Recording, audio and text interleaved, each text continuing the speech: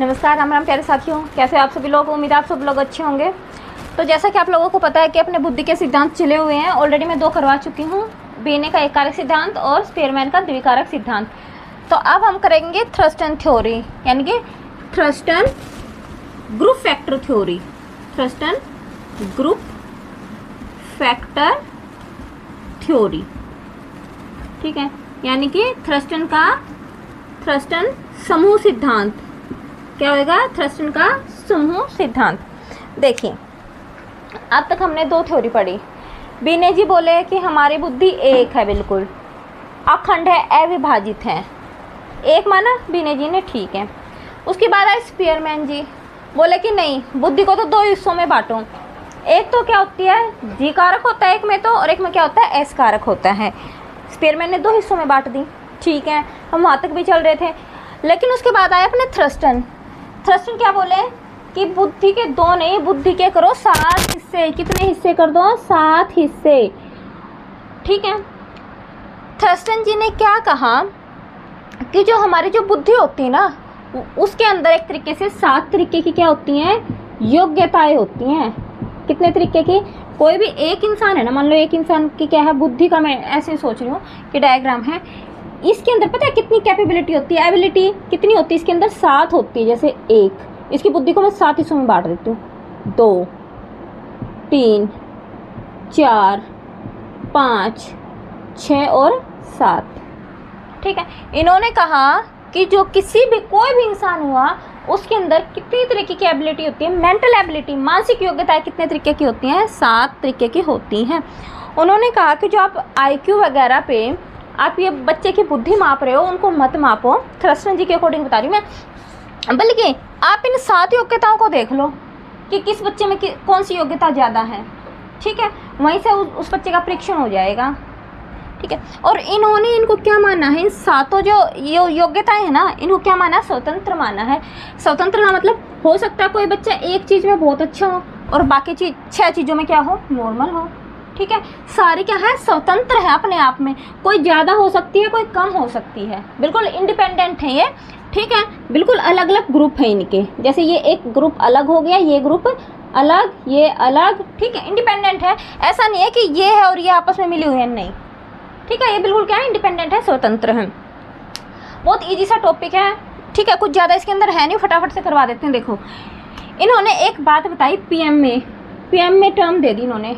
PMA का मतलब क्या होता है, पहले इसकी फुल फॉर्म देखते हैं और आती है ये पी से प्राइमरी मेंटल एबिलिटी, ठीक है।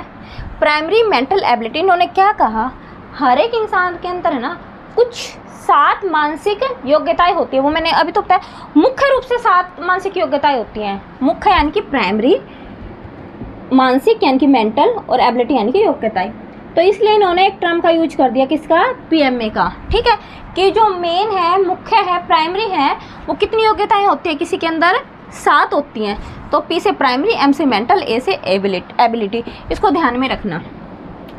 यहाँ पर क्वेश्चन कैसे बनता है, देखो मैं यहाँ पर एक क्वेश्चन बता भी देती हूँ आपको। यहाँ पर कई बार क्या होता है, जैसे 4 ऑप्शन मिलेंगे आपको, पीएमए की फुल फॉर्म बताओ, तो यहाँ पे एबिलिटी की जगह एक्टिविटी लिखा मिल जाता है कई बार ना, प्राइमरी मेंटल एक्टिविटी, ये मैंने देखा है, तो वो रॉन्ग हो जाएगा। आंसर क्या आएगा? एबिलिटी यानी कि योग्यता, ठीक है। प्राथमिक मानसिक योग्यता हिंदी में बोले तो, ठीक है। तो देखिए, अब इन्होंने 7 योग्यताओं का जिक्र तो कर दिया, ठीक है, 7 एबिलिटी का जिक्र तो कर दिया कि किसी इंसान की बुद्धि में 7 तरीके की योग्यताएं होती हैं। अब वो योग्यताएं होती कौन कौन सी है? उन्होंने बुद्धि को 7 ग्रुप में बांटा। कौन कौन से ग्रुप में बांटा है? ठीक है, ग्रुप में बांटा है, किस में बांटा? समूह में बांटा है। इसलिए इनका क्या नाम है, इनकी जो थ्योरी का नाम भी क्या है? ग्रुप फैक्टर थ्योरी है। थ्रस्टन ने दी थी, इसलिए थ्रस्टन तो होना ही था कि ग्रुप में ग्रुप बनाए हैं ना इन्होंने, ऐसे 7 ग्रुप, तो ग्रुप फैक्टर थ्योरी, ठीक है। देखो इन्होंने कौन कौन सी दी थी, और फिर मैं याद करने की ट्रिक्स भी बताऊंगी, बड़ी इजी सी ट्रिक्स है, सिर्फ ध्यान देना इधर। इन्होंने कहा एक तो एम यानी कि मेमोरी, स्मृति, जिसको हिंदी में क्या बोलते हैं? स्मृति, ये चीज़ होती है इंसान में, ठीक है। मेमोरी, स्मृति का मतलब क्या आपको वैसे भी पता होगा मेमोराइज एंड रिकॉल, यानी कि किसी चीज़ को याद करना और फिर से उसको दोहराना। जैसे मान लो मैं आपको कुछ भी इन्फॉर्मेशन दे रही हूँ, थ्रस्टन की मैं आपको इन्फॉर्मेशन दे रही हूँ, आप अभी क्या कर रहे हो, इसको याद कर रहे हो मेरे साथ साथ, ठीक है। लेकिन जैसे ही आपका पेपर आएगा तो आप इसको रिकॉल करोगे ना, दोबारा से दिमाग में याद करोगे ना कि हाँ क्या समझाया था मैम ने, ठीक है। तो स्मृति में क्या होता है, हम चीज़ों को याद करते हैं और उनको फिर से अपने दिमाग में दोहराते हैं, ये स्मृति होता है। एक तो ये योग्यता होती है हर एक इंसान में। दूसरी योग्यता उन्होंने बताई रीजनिंग, ठीक है। रीजनिंग यानी कि तार्किक योग्यता, प्रॉब्लम सॉल्व करने की योग्यता, लॉजिक लगाने की योग्यता, ठीक है। हम कैसे लॉजिक लगाते हैं किसी भी सिचुएशन में, ठीक है। तो सॉल्व प्रॉब्लम सॉल्व करने की जो योग्यता होती है, ठीक है, वो एक होती है स्पेशल यानी कि स्पेस से रिलेटेड टू स्पेस। एक मान लो कोई इंसान है, गाड़ी चला रहा है, ठीक है। गाड़ी चलाते टाइम वो ध्यान रखेगा ना कि साइड से गाड़ी जा रही है तो आपको कितनी डिस्टेंस पे रखनी है वो गाड़ी। या जो पायलट है, पायलट के अंदर कौन सी बुद्धि होती है, स्पेशल बुद्धि होती है ना। पायलट जब एरोप्लेन को चलाता है तो उसे दूरी का ज्ञान होता है ना, तभी तो वो एरोप्लेन चला पाता है ना पायलट, ठीक है। तो एक ही वाली बुद्धि होती है हर एक इंसान में स्पेशल। हो सकता है किसी में कम हो, किसी में ज़्यादा हो, वो बात अलग है। यहाँ पर इन्होंने ये नहीं कहा, हो सकता है किसी में एक योग्यता बहुत ज़्यादा हो और बाकी कम हो, ये भी हो सकता है। या हो सकता है दो बहुत ज़्यादा हो, सारी क्या आपस में स्वतंत्र हैं, ठीक है। तो यहाँ से है दूरी, ठीक है, स्पेस, दूरी, ऐसे क्या मतलब एक तरीके से स्पेस से दूरी से, ठीक है। आर मैंने बता दिया रीजनिंग यानी कि लॉजिक लगाना किसी भी चीज़ पे, प्रॉब्लम को सोल्व करना, ठीक है। प्रॉब्लम को सोल्व करने के लिए जो हम लॉजिक लगाते हैं ना वो। वी से, ठीक है, वी से क्या होता है वर्बल यानी कि शाब्दिक, क्या होगा, डिफाइन एंड अंडरस्टैंड वर्ड्स। जो मैं आपको बोल रही हूँ क्या आप उसे समझ पा रहे हो, जो मैं शब्द आपके सामने यूज कर रही हूँ इस टॉपिक को समझाने के लिए, क्या आप उन्हें समझ पा रहे हो। अगर समझ पा रहे हो तो वही क्या वर्बल एबिलिटी है, ठीक है। शब्दों को समझने की जो योग्यता होती है उन्हें हम क्या कहते हैं, वर्बल यानी कि शाब्दिक योग्यता कहते हैं, ठीक है। अगला देखिए डब्ल्यू यानी कि वर्ड फ्लुएंसी। हम कितनी जल्दी शब्दों को क्या कर पाते हैं, प्रोड्यूस वर्ड्स रैपिडली, हम कितनी जल्दी शब्दों को प्रोड्यूस कर पाते हैं, ठीक है।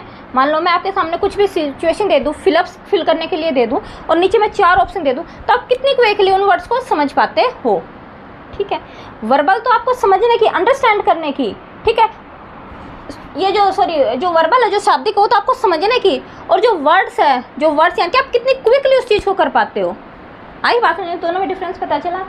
ये तो आपको अंडरस्टैंड कि मैं चाहे आप धीरे अंडरस्टैंड कर रहे हो, कैसे भी अंडरस्टैंड कर रहे हो, ठीक है, यानी कि आप समझ रहे हो।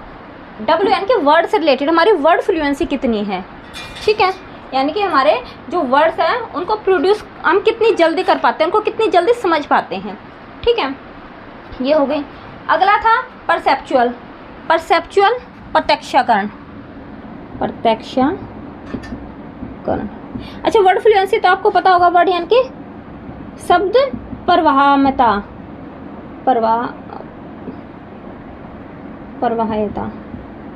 ठीक है। स्पेशल मैंने बता दिया, दूरी। रीजनिंग आपको पता ही क्या होता है, तार्किक जो शक्ति आपकी होती है, तार्किक, ठीक है। परसेप्चुअल का मतलब क्या होता है, प्रत्यक्षीकरण, यानी कि कोई भी हमारे सामने घटना हो रही है, कोई भी हमारे सामने मान लो सिचुएशन प्रोड्यूस हो रही है, कोई भी हमारे सामने घटना हो रही है, तो हम अपनी सेंसेस के थ्रू उनको कितनी जल्दी समझ पाते हैं उस घटना को, ठीक है।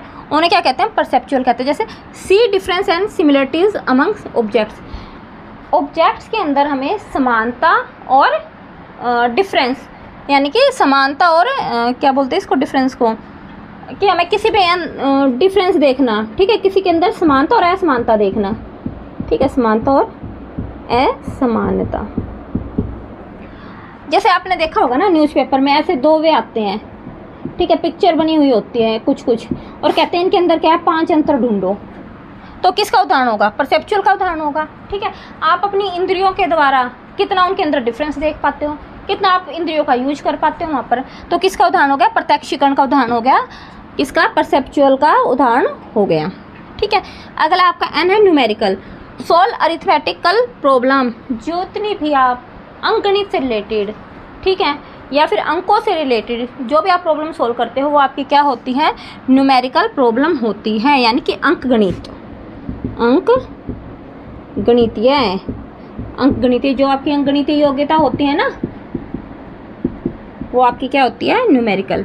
ठीक है, सोल्व अरिथमेटिकल प्रॉब्लम। ठीक है, संख्याओं की समस्या को जो सोल्व करते हैं वो हमारी क्या होती है, न्यूमेरिकल। तो ये थ्रस्टन के अकॉर्डिंग है। थ्रस्टन ने माना है 7 तरीके के योग्यताओं को। कौन कौन सी को, इनको याद कैसे रखेंगे, देखो जो थ्रस्टन की वाइफ का नाम था वीणा, एक तरीके से ये सोचो, थ्रस्टन की वाइफ का नाम क्या था, वीणा, और वो क्या थी, सुंदर थी। वो क्या थी, सुंदर थी। तो देखो थ्रस्टन की वाइफ क्या थी, मिसिज MRS, मिसिज वीणा। ठीक है, मिसिज वीणा, वाओ प्रीटी नाइस, कैसी थी। जब किसी ने थ्रस्टन की वाइफ को देखा, वो इतनी सुंदर थी, तो उन्होंने क्या बोला, देखते ही बोला मिसिज वीणा वाओ प्रीटी नाइस, बोलते हैं ना ये वर्ड, तो वाओ प्रीटी नाइस यानी कि बहुत खूब।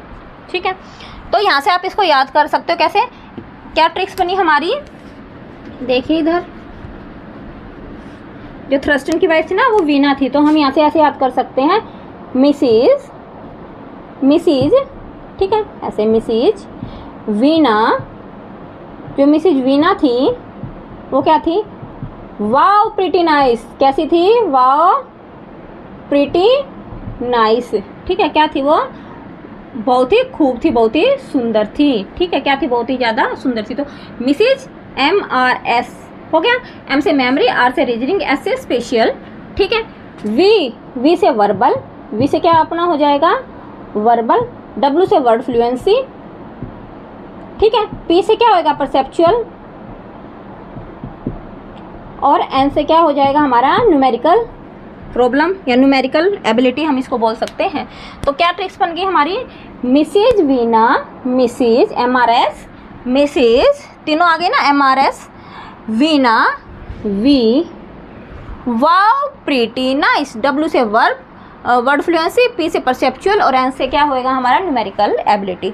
ठीक है, तो ये मेरे ख्याल से आपको समझ में आ गया होगा। ज़्यादा बड़ा टॉपिक नहीं था। इसमें से जो मेनली क्वेश्चन आते हैं मैं बताती हूँ कैसे आते हैं। PMA की फुल फॉर्म मैंने बता दिया, आपसे पूछेंगे, 4 ऑप्शन आपको अलग अलग दे देंगे, तो आपको ये ध्यान में रखनी है कि होती क्या है। दूसरा क्वेश्चन क्या था, थ्रस्टन ने कौन सा सिद्धांत दिया, तो आपको पता होना चाहिए, ग्रुप फैक्टर थ्योरी दी थी इन्होंने, समूहकारक सिद्धांत दिया था।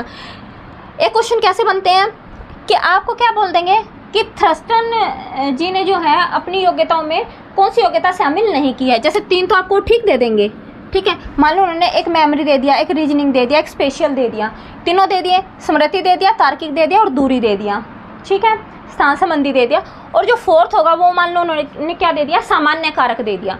तो ऑप्शन क्या हुआ, 4th वाला रॉन्ग हो गया ना, क्योंकि सामान्य कारक की तो उन्होंने कहीं पर भी बात ही नहीं कर रखी। ठीक है, तो इस तरीके से क्वेश्चन आते हैं, मेनली इसी तरीके से आते हैं कि इनमें से ना 3 तो वो ठीक देंगे और 1 को वो रॉन्ग लिख देंगे, तो आपको वहाँ पर टिक करना है। ठीक है, तो ये छोटा सा ही टॉपिक था, ज़्यादा बड़ा टॉपिक था नहीं, तो मेरे ख्याल से आपको समझ में आया होगा।